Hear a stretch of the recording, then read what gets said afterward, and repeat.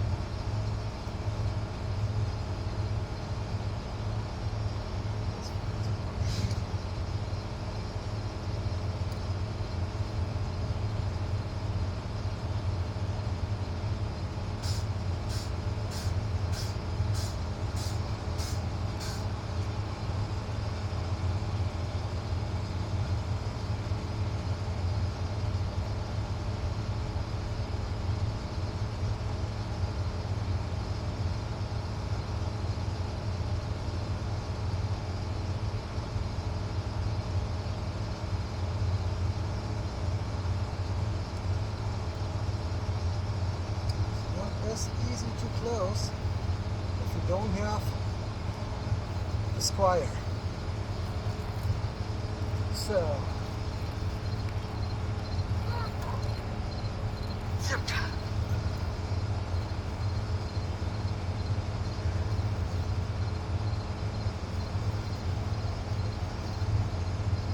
what are we wearing here? We're wearing essentially real knightly armor.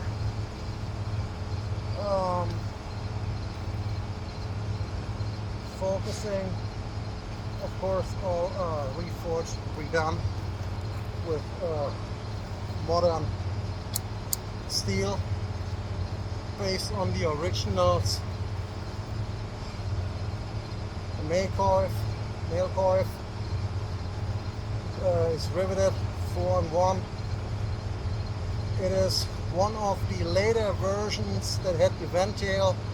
The earlier versions had like a square flap, could fold down here, fold up and tie around the back to hold it in place to protect the lower side of your face.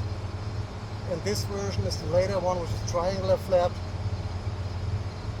You put close, one string around your neck with the other around the front and tie it on one side to do the same thing. Now with the nasal helmet, reinforced by a crossbar, essentially. This is what it looks like.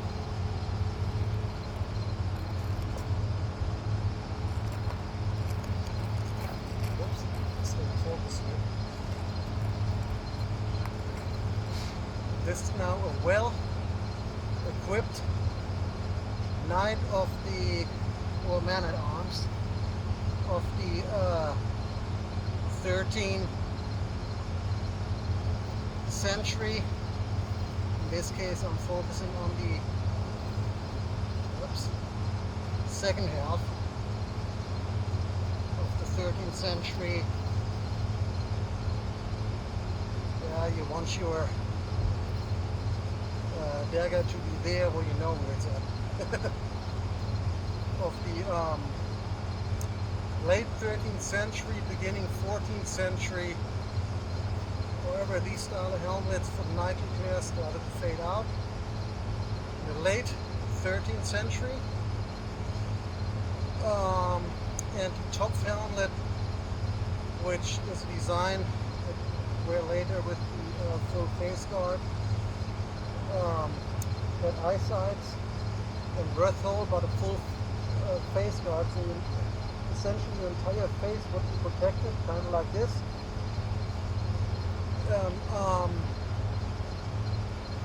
Good for on horseback, not so good if you had to do on foot combat wearing that helmet, because it got substantial weight and breathing is a bit difficult. So now, very feared weapon, this case, it's the shorter version of a pole arm. Stands about 4 feet tall, which the entire thing is a weapon. So you not only have this end, here's the earliest form of a hammer. If you think in poleaxe, especially the more common ones later known in period, which have a top spike, a blade, and then either like a end spike on this side or a hammer on that. Some of them with butt caps or additional spikes on the end of the shaft. But this here is a nice weapon for foot combat. Very fierce, feared, thin edge, made to hack into lesser armed opponents, and hacked right into the horses. So, yeah, very, very feared weapon. Of course, also if you shield. In this case, a heater shield. Good configuration has dangler arm straps and a shoulder strap. So, if you wear it over the shoulder, you get your arms in it. While you're wearing it over your shoulder, it's quite good protection, especially if you're on horseback. You know, you wear it, you can hold your reins here, if need be. You can hold it like that. So,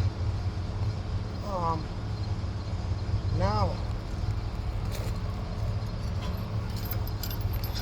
very feared as well for a horseback primary next to lance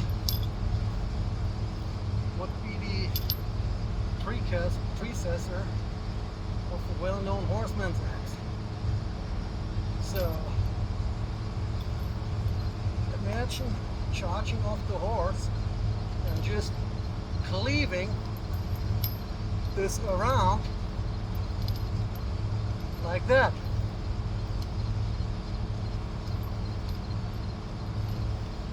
You can do some serious damage with this. So even in foot combat, if you're on foot, like I keep my lesser protected side, the side stand kind of way. When I charge, I charge in, come back out. I charge in, come back out. I charge in, I charge in, I charge in. So, very versatile tool.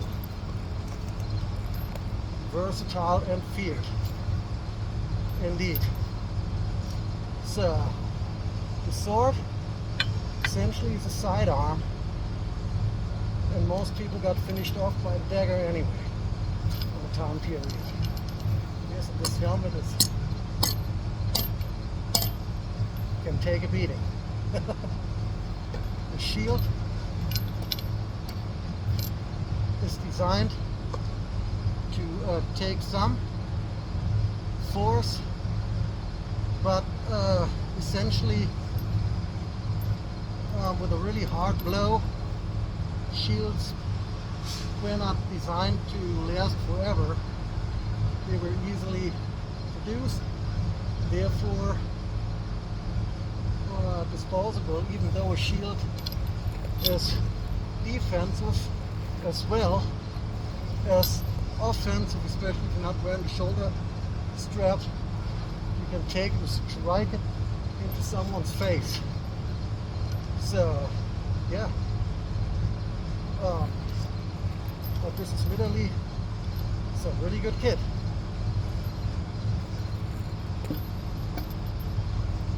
Especially if you hold the axe like that, but combat you wouldn't.